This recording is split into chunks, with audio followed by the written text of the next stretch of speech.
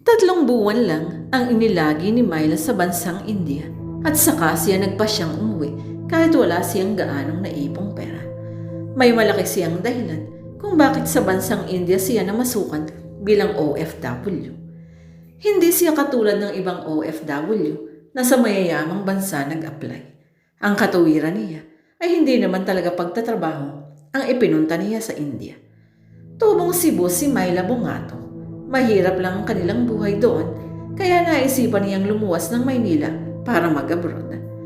Tapos lang siya ng high school. Magdaragat lang kasi ang kanyang tatay.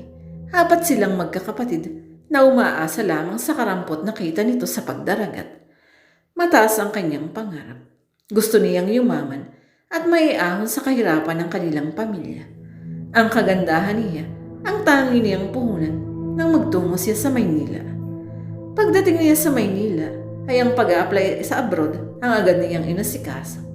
Sinuwerte naman siya. 1 buwan lang ay nakaalis agad siya ng bansa. Mayaman ang napasukan niyang pamilya sa India.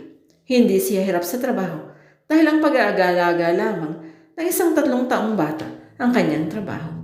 1 linggo pa lamang siya bilang tagapag-alaga ng anak ng mag-asawang Singh ay nakilala niya si Rubik na isang magician. Maraming kaalaman sa Rubik sa magician. Iyon talaga ang dahilan kung bakit sa bansang India siya namasukang katulong. Marami siyang alam ng mga international na may mga taglay na galing. Gusto niyang maging mahusay na magician, pero hindi basta magic ang kanyang gusto. Ang gusto niya ay ang tinatawag na black magic. Ang black magic ay isang uri ng mahikang itim. Taglay ng black magic ang pinakamabagsik na kapangyarihan. Ayon sa kanyang nabasang libro, ay isang demonyong itim ang humahawak ng black magic. Sino mang taong may hawak ng black magic ay masasabing isang malaking kayamanan ang taglay nitong kapangyarihan. Kaya iyon ang gusto niyang matutunan. Yan ang gagawin niyang puhunan para madali siyang yumaman. May mga plano na siya kung paano niya gagamitin ang black magic sakaling matutunan niya yun. Madali siyang nakalapit kay Rubik dahil naramdaman niyang may gusto ito sa kanya. Inalamunan niya kung ano-anong katangian ang alam nito bilang magician. Hindi na siya nagdalawang isip nang malaman niyang may hawak na black magic si Rubik. Sinabi niya rito na gusto niyang matutunan ang taglay nitong galing. Pumayag naman si Rubik sa kanyang gusto. Kaya lang ay may kapalit ang gagawin itong pagtuturo sa kanya. Ang katawan niya ang gusto nitong kapalit para magkaroon siya ng kaalaman ng black magic. Walang pag-aalin lang ipinagkaloob niya kay Rubik ang kanyang katawan. Sa tuwing matatapos siya nitong turuan, ay nagtatalik silang dalawa. Hindi na mahalaga kung pagsawaan man siya ni Rubik, basta't magkaroon siya ng kaalaman sa black magic.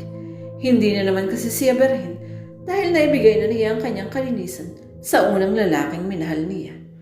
Hindi nga lamang nagtagal ang relasyon nila ni Alvin dahil matapos nitong makuha ang kanyang dangal ay bigla na lamang itong nawala sa kanilang bayan.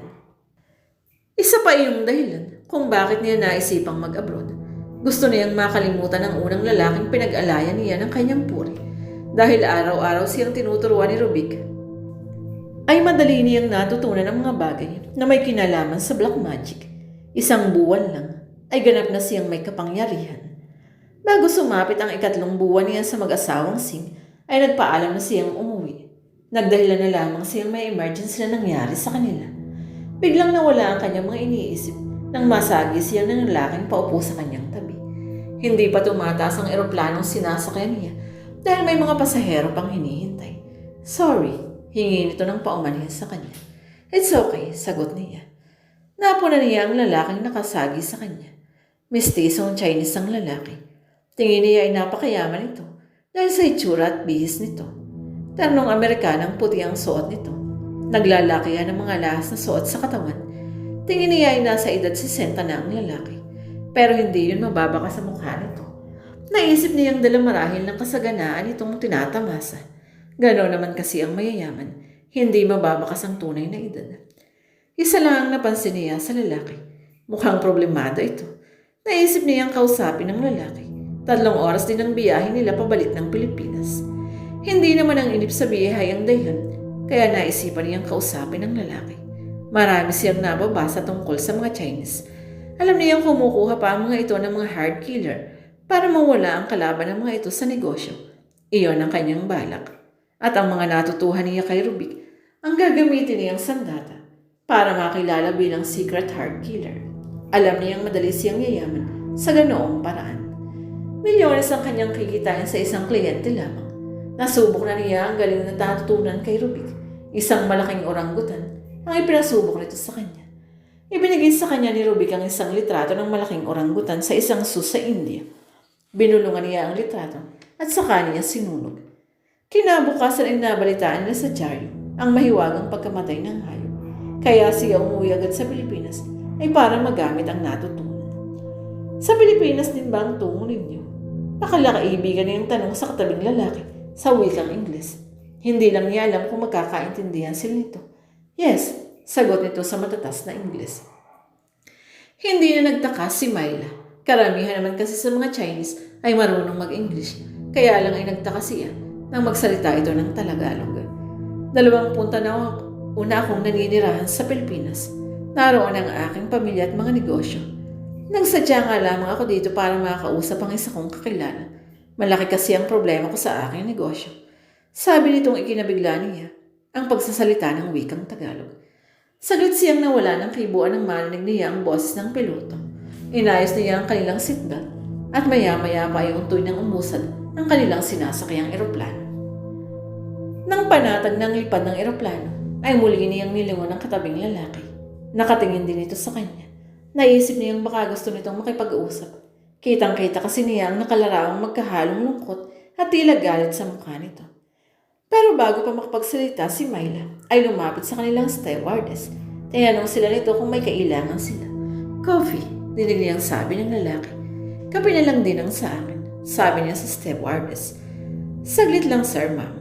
Ang stewardess at saka sila iniwan ito. Visitor ka ba o nagtatrabaho ka dito? Tanong nito sa kanya. Saglit na hindi niya malaman ang sasagot sa lalaki. Bandang huli sinabi niyang visitor lang siya sa India.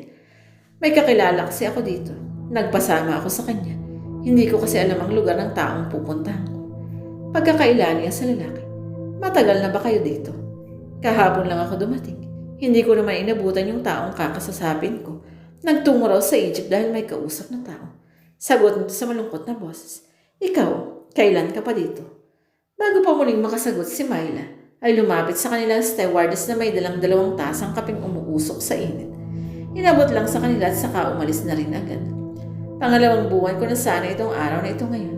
Tapos na ang ginawa kong pag-aaral kaya umuwi na ako. Aniya matapos lumagok ng kaunting kape. Mukhang napakabigat ng iyong problema. Ang layo nitong India sa Pilipinas. Talagang mabigat. Sagot nitong sinabayan ng buntong hininga. Malaki na ang nawawala sa aking negosyo dahil sa kakompetensya ko. Naisip agad ni Myla na baka ito ng taong magiging tuntungan niya para makilala siya bilang heart killer. Kailangan magkakilala sila nito. Ako nga pala si Myla Bongato. Myla ang tawag sa akin ng mga kaibigan at kakilala.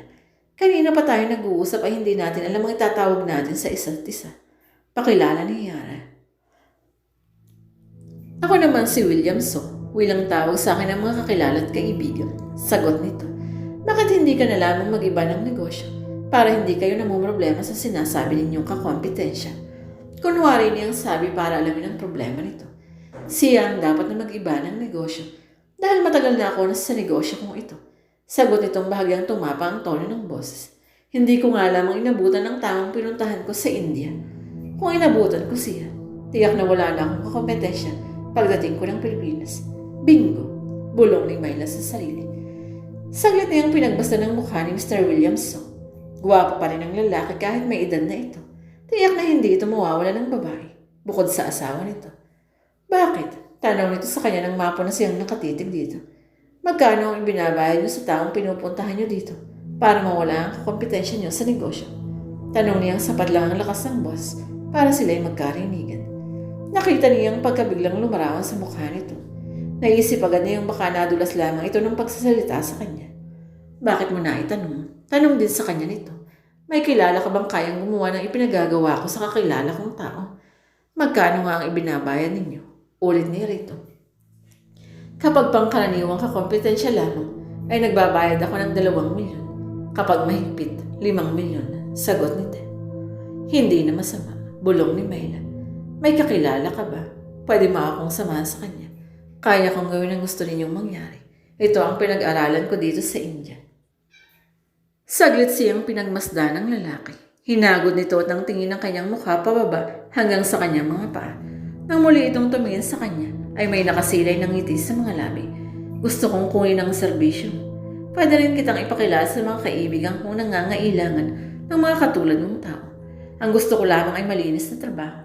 Kahit minsan ay hindi pa ako sumabit kapag may gusto akong alisin sa aking daraanan. Mahabang sabi nito, hindi ka masasabit. Malinis akong magtrabaho. Sagot nito. Kailan? Pagbaba natin ng eroplano, saka natin pag-usapan ng taong gusto mong mawala. Gusto ko lang ipaalam sa iyo na hindi ako tumatanggap ng cheque. Hindi rin ako nagbabangko.